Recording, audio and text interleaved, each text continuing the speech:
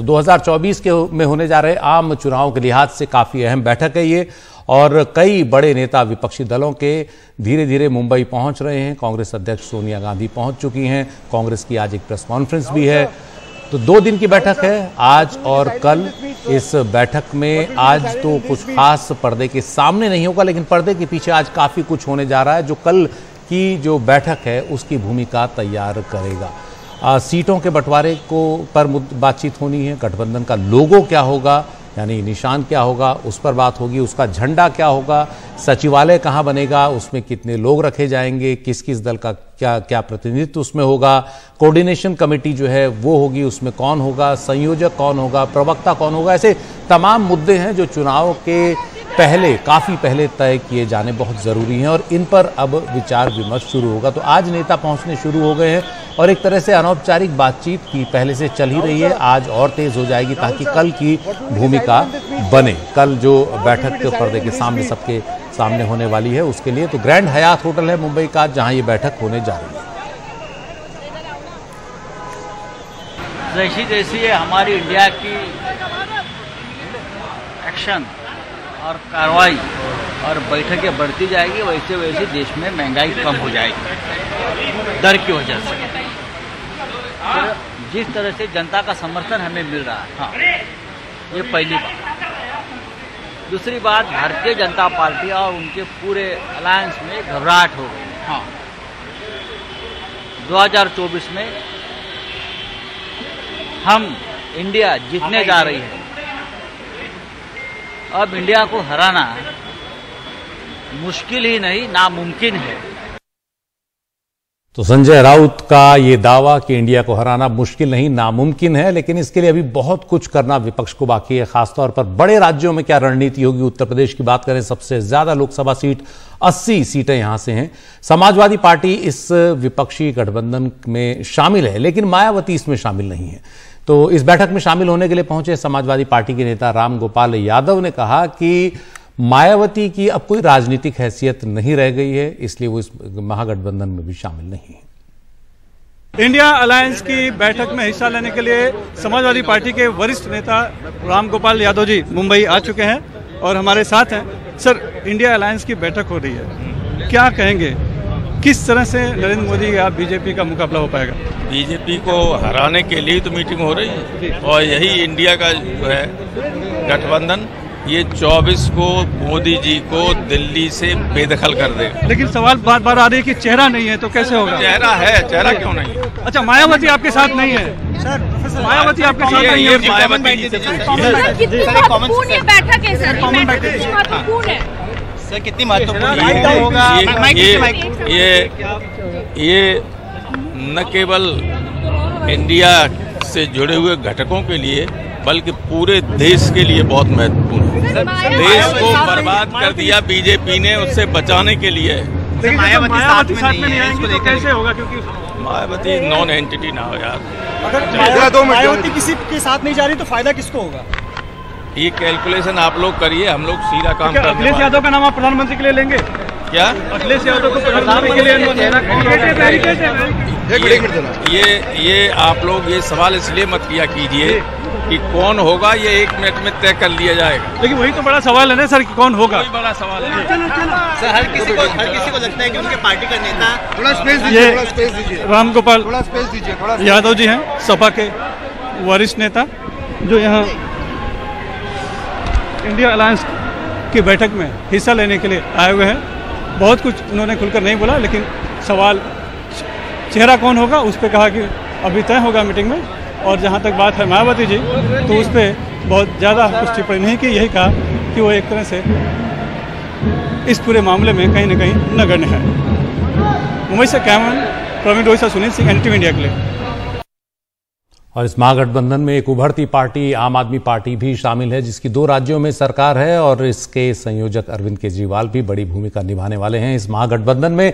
लेकिन सीटों पर फंसेगा जो असली मुद्दा है वो कि सीटें किस तरह से उनका बंटवारा हो। आम आदमी पार्टी के सांसद राघव चड्ढा ने इसी मुद्दे पर बात की हमारे सहयोगी सोहित मिश्रा से। मुंबई में हो रही इंडिया की बैठक पर चर्चा करने के लिए हमारे साथ आम आदमी पार्टी के सांसद राघव चड्ढा मौजूद हैं। सर, हमने आपको देखा मंगलवार को जो इनफॉर्मल बैठक थी उसमें भी आप मौजूद थे। इससे पहले चाहे बेंगलोर हो या फिर पटना हो, वहाँ पर भी मौजूद थे। अगर आप ये बता सकें, अब तक जो ये मीटिंग्स 2 हुई हैं उसमें क्या कुछ अचीव किया गया और इस बैठक से क्या कुछ आप लोग एक्सपेक्ट कर रहे हैं, पहले अगर ये बता सकें। देखिए, 2 अभी महत्वपूर्ण मीटिंग्स इंडिया अलायंस की हुई हैं। पहली पटना में हुई थी जिसके अध्यक्ष नीतीश कुमार जी थे, जिस बैठक से सबका साथ आना, मिलकर लड़ना और इस देश को महंगाई, बेरोजगारी जैसी जो बीमारियां लगी हुई हैं, उन बीमारियों से निजात दिलाने का एक संकल्प साथ आकर लिया गया। दूसरी बैठक बेंगलुरु में हुई, जहां पर इस गठबंधन का, इस अलायंस का, इस शक्तिशाली कुनबे का नाम क्या होगा, स्वरूप क्या होगा, इस पर चर्चा हुई, विचार विमर्श हुआ और मंथन से एक बेहतरीन नाम निकला इंडिया, जिसके भीतर, जिसकी छतरी के नीचे इस देश की 135 करोड़ आबादी समा जाती। अब मुंबई में 3rd फेज की बैठक है।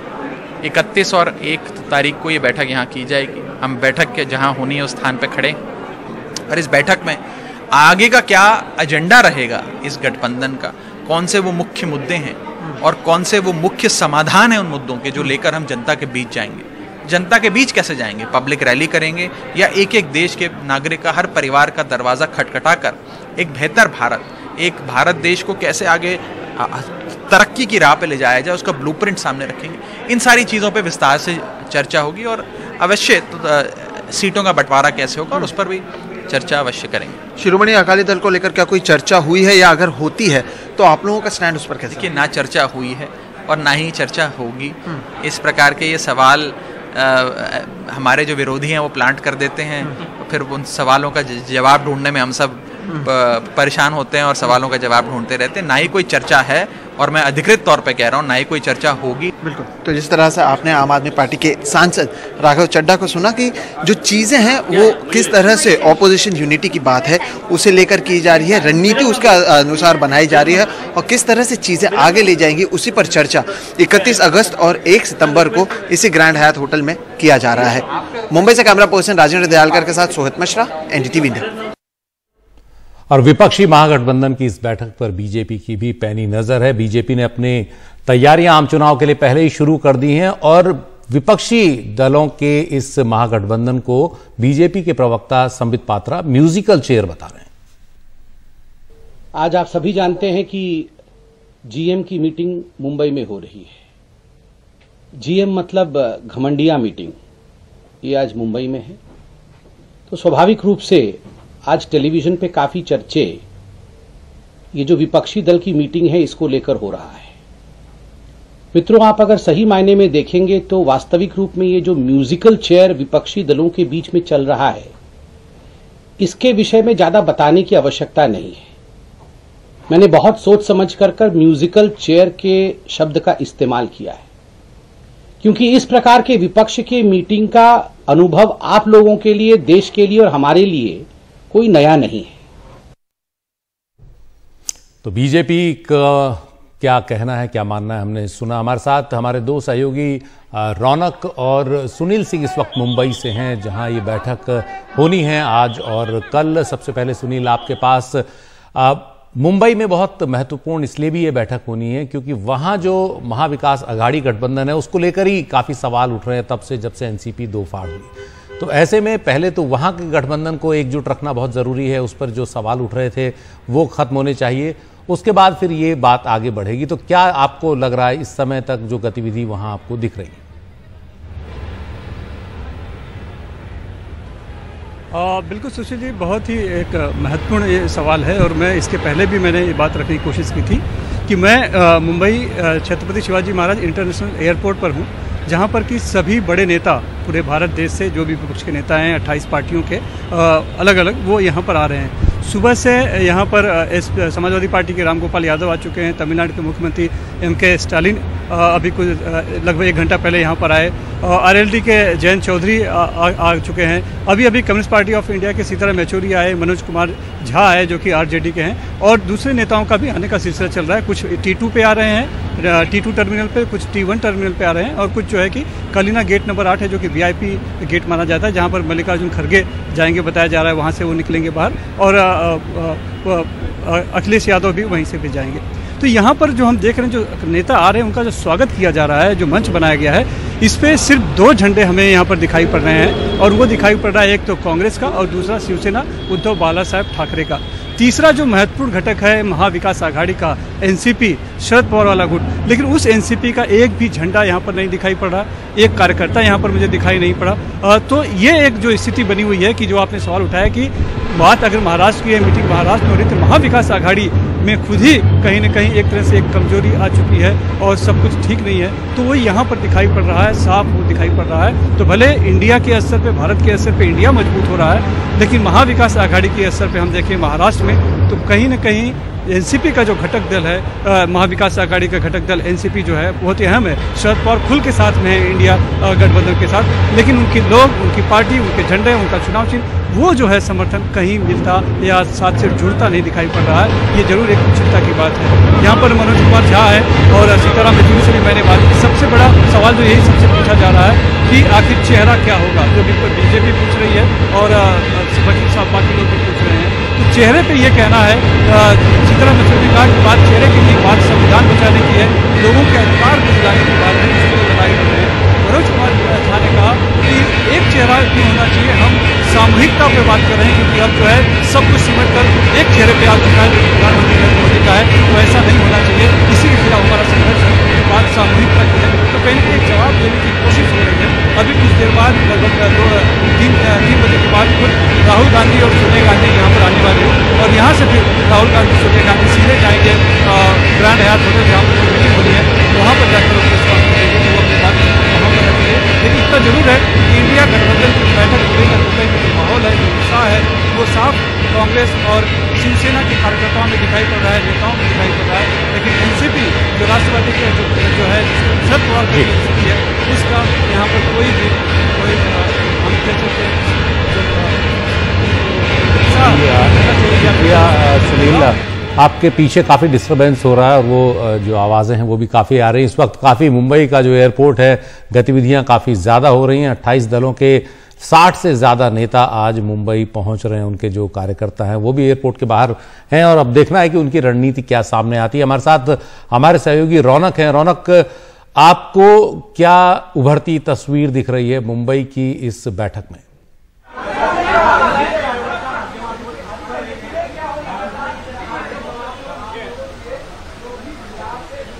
रौनक, आपको मेरी आवाज आ रही है?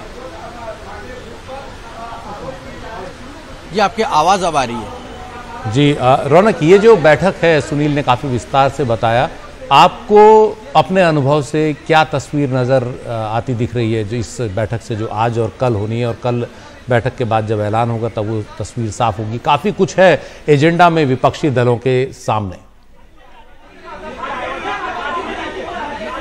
जी देखिए, निश्चित तौर पर ये कहा जा सकता है कि बैठक के पहले जब ममता बनर्जी कल मुंबई पहुंची, साफ तौर पर ये दिखाने की कोशिश की गई कि नेताओं में बहुत ज्यादा अच्छा संबंध है। कल वे उद्धव ठाकरे के घर जाकर उन्होंने राखी बांधी, और रक्षाबंधन के मौके पर जिस तरह से राखी का धागा मजबूत होता है, वैसे ही इस गठबंधन का धागा भी आने वाले वक्त में उतना ही मजबूत होगा। ये कहीं ना कहीं दिखाने की कोशिश इन नेताओं के जरिए मुख्य तौर पर की जा रही है। हमने कई नेताओं से बात करने की कोशिश की, और सभी का एक मानना है कि अगर बीजेपी और प्रधानमंत्री मोदी को हराना है तो सभी विपक्ष को साथ आने की जरूरत है। 2019 के चुनाव के आंकड़ों का कुछ एग्जाम्पल देकर वे समझाने की कोशिश कर रहे थे कि पिछले बार जो विपक्ष था वो बिखरा हुआ था, लेकिन बीजेपी से ज्यादा वोट जो है वो लगभग 30 करोड़ वोट जो है वो विपक्ष को मिले थे। लेकिन अगर आज विपक्ष एक साथ आ जाता है तो बीजेपी को हराने में ज्यादा मुश्किल जो है उन्हें नहीं होगी, और वोट जो है वो भी नहीं बटेंगे। तो निश्चित तौर पर इस बैठक से लोगों को काफी उम्मीदें हैं। जो इंडिया गठबंधन के नेता हैं वे भी चाहते हैं कि बहुत ही पॉजिटिव माहौल में ये बैठक हो रही है, और सबसे ज्यादा लोगों की जहां नजर टिकी हुई है वो है संयोजक पद को लेकर। तो कई नेताओं के इसमें नाम जो है वो सामने निकल कर आ रहे हैं। हमने देखा कि पिछले दिनों नीतीश कुमार का नाम जो है वो प्रमुखता से सामने निकल कर आ रहा था कि उन्हें इंडिया गठबंधन का संयोजक जो है वो बनाया जा सकता है। हालांकि नीतीश कुमार इसको लेकर इनकार करते रहे कर वे अपनी बात मीडिया के सामने रखते रहे कि उन्हें इस तरह के पद की कोई आवश्यकता नहीं है। आज जो हमें सूत्र बता रहे थे कि कुछ नेता खासतौर से फारूक अब्दुल्ला जैसे जो नेता है वे चाहते हैं कि एनसीपी प्रमुख शरद पवार जो है इस पद को स्वीकारे, क्योंकि ये बहुत ही अहम पद हो जाता है। जो संयोजक होगा उसकी बहुत ज्यादा जिम्मेदारी होगी। कई नेताओं को, कई पार्टियों को एक साथ एक छाते के नीचे रखना, फिर कई बार ऐसे मौके आएंगे जहां सीट शेयरिंग का मसला फंस सकता है, कुछ और ऐसी अड़चनें आ सकती है, क्योंकि सभी भिन्न विचारधारा की पार्टियां। लिहाजा शरद पवार बहुत ही अनुभवी नेता है, ऐसे में उन्होंने संयोजक बनना चाहिए। तो कल जब बैठक होगी मुख्य तौर पर उस वक्त ये चर्चा नेताओं के बीच में होगी और तभी ये साफ हो पाएगा कि संयोजक कौन बनता है। कई सारे मुद्दे हैं जिस और सभी की निगाहें टिकी हुई है।